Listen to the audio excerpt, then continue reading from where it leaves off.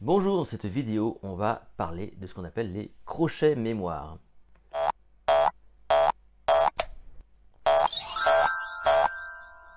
Ce que nous apprend la mnémotechnique au fil du temps, c'est que de tout temps, les êtres humains ont cherché donc à retrouver le chemin de l'information, les souvenirs. Donc dès l'Antiquité, on invente des systèmes pour retrouver ce qu'on avait compris. C'était ça donc l'idée. Et au fil du temps, on va donc améliorer des méthodologies jusqu'à un jour un code imagé, donc qu'on va appeler les crochets mémoire. Alors concrètement, qu'est-ce que c'est que les crochets mémoire?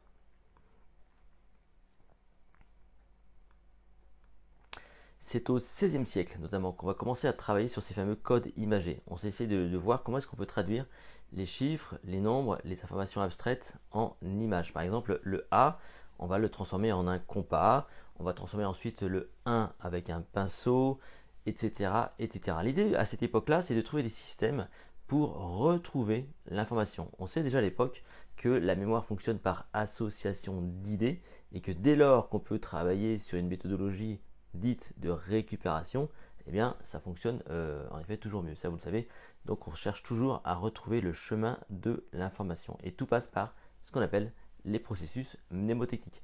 Tout processus mnémotechnique est un processus de récupération et les crochets mémoire vont s'inscrire dans cette logique.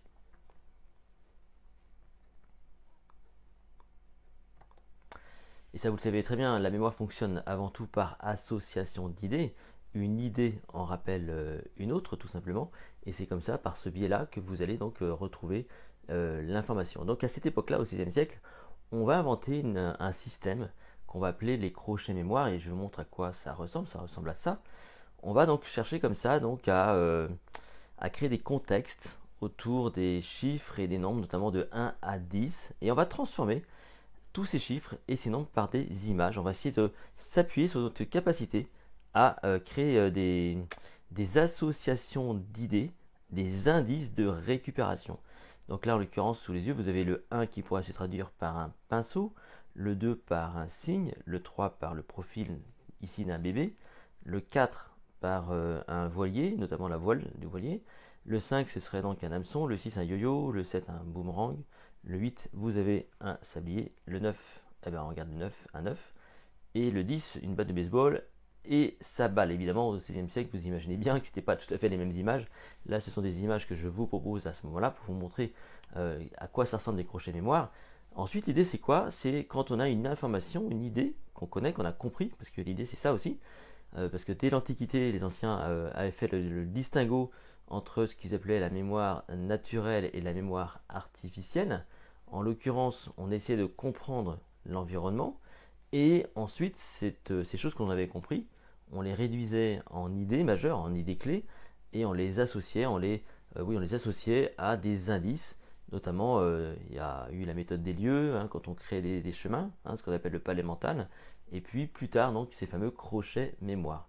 On va essayer de voir comme ça en pratique comment ça fonctionne. Je vais vous embarquer dans une petite démonstration. Vous allez vous-même vous étonner et pratiquer cette méthodologie.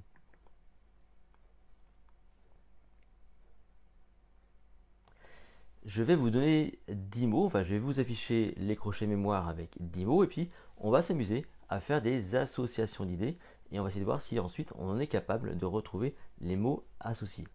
Est-ce que vous êtes prêts?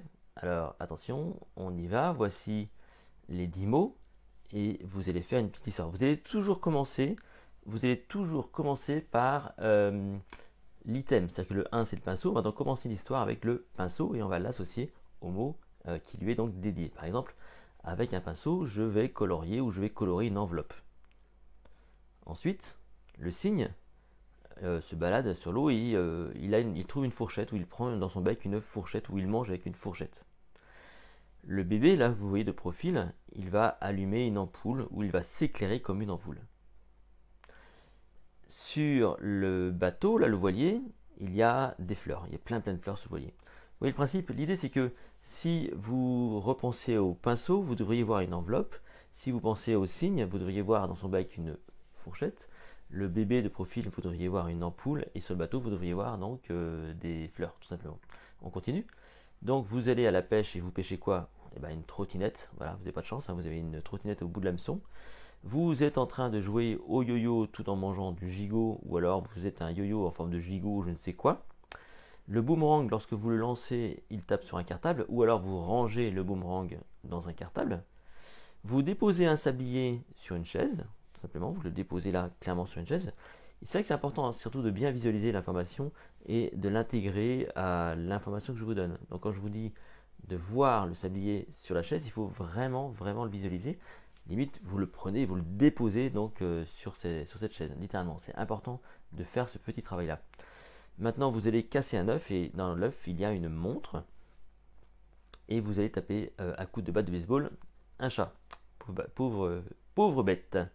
Faites-vous rapidement comme ça un petit récap, essayez de voir si les informations vous reviennent.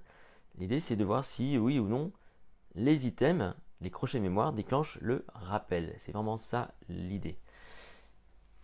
Là vous ne les avez pas sous les yeux, mais vous allez tout à l'heure y repenser sans aucune aide. On va le faire ensemble. Je vais vous montrer maintenant donc ces mêmes items mais sans les mots. Je vais vous laisser un instant. Est-ce que vous êtes capable de retrouver les mots associés?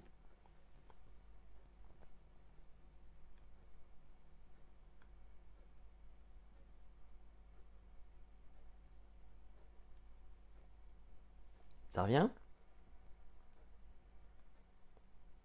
J'imagine que oui, alors on peut le faire ensemble, on va le corriger ensemble si vous voulez. Donc le 1, le pinceau, on peignait une enveloppe, le cygne tient dans son bec une fourchette. Le bébé de profil, lui, il s'allume comme une ampoule, pardon. Sur le bateau, il y a des fleurs. Vous allez à la pêche et pas de bol, vous pêchez une trottinette. Au bout du yo-yo, il y a un gigot. Le boomerang dans le cartable. Sur la chaise, il y a donc ce sablier. Sur le sablier, il y a donc la chaise. Dans l'œuf, vous le cassez, il y a une montre. Et le chat avec la batte de baseball. Voilà, donc ça, c'est les crochets mémoire, tout simplement, qui ont donné lieu plus tard, donc, parce que on est dans le cadre du code imagé, ça donne donc plus tard naissance à la table de rappel qu'on a déjà vu par ailleurs sur cette série de vidéos. Voilà, donc si cette vidéo vous a plu, eh bien n'hésitez pas à la liker, à la partager. Vous pouvez vous abonner à ma chaîne YouTube. Vous pouvez venir me voir également sur mon site https://lessecrets.com et retrouver notamment le MemoCamp où vous apprendrez plein de choses. D'ici là, eh bien, on se retrouve dans une toute prochaine vidéo.